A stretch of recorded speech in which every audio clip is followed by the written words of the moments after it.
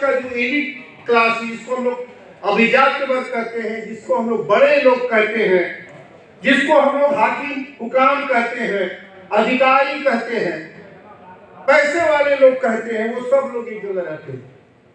और उसका नाम है इलाके का मोती बाग।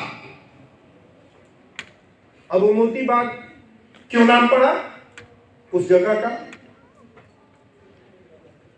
मोती बाग उस इलाके का क्यों नाम पड़ा? क्योंकि वो इलाका पहले मोची बाग था, उसको आबाद किया था मोची ने। मोची आप जानते हैं, जिसको हम लोग समाज के लोग उसको उनको किस तरह से देखते हैं, समझते हैं, बोलते हैं, है? वो पूरा एक समाज, उसने एक पूरा इलाका तैयार किया।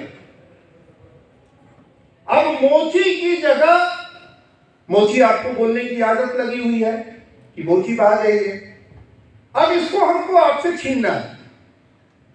मैंने इसीलिए कहा बहुत बारीक खेल होता है, बहुत बारीक। और एक नहीं, मैं ऐसे कई उदाहरण आपको दूंगा कि मोची को आप मोती में कन्वर्ट करना है, यानी कि आपकी जुबान में मोची की जगह कैसे आसानी से मोती बोला जाने लगे।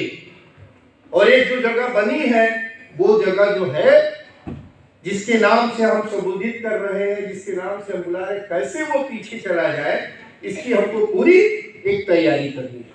आपको बहुत छोटी सी बात लगेगी, मैं कहता हूं कि इसमें सैकड़ों साल लग जाते हैं, और सैकड़ों साल की योजना बनाकर कोई काम कर रहा है, और ऐसे ही बारीक तरीके से काम होता है। इसलिए मैंने कहा शब्दों पर आपको बहुत संवेदनशीलता से नहीं सोचिएगा, तो आप शायद बात को नहीं समझ पाएंगे, या हम नहीं समझ पाते।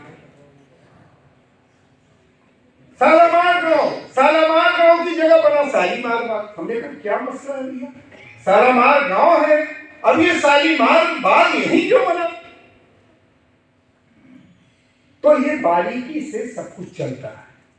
अब क्या है, हमको एक चीज को बहुत ध्यान से सुनना चाहिए। आज जो हमारा विषय है उसको एक बार पढ़ना चाहिए हम लोगों को, और वो मैं आप लोगों को सामने वो मैं रख रहा हूं।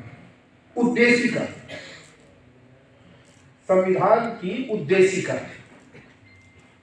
संविधान में जो भी अनुच्छेद है, जो भी व्यवस्था है, वो पूरा का पूरी की पूरी वो व्यवस्था जो उद्देशिका है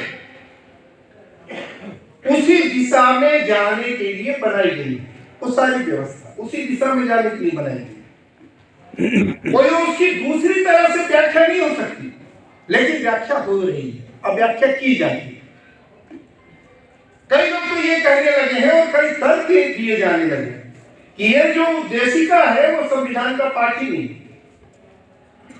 सारी तो संविधान में तो जो अनुच्छेद है, जो आर्टिकल्स हैं, जो शेड्यूल्स बने हुए उसमें जो अनुच्छेद, वो सब है संविधान।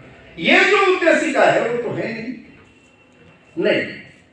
मैं कह रहा हूं कि वो क्यों कहा जा रहा है और क्या मसला क्या है, उसी बात की ओर आपको हम ध्यान ले जाना चाहते हैं। उद्देशिका चूंकि बहुत छोटी है तो हमको पढ़ लेना चाहिए संविधान क्या क्या कह रहा है।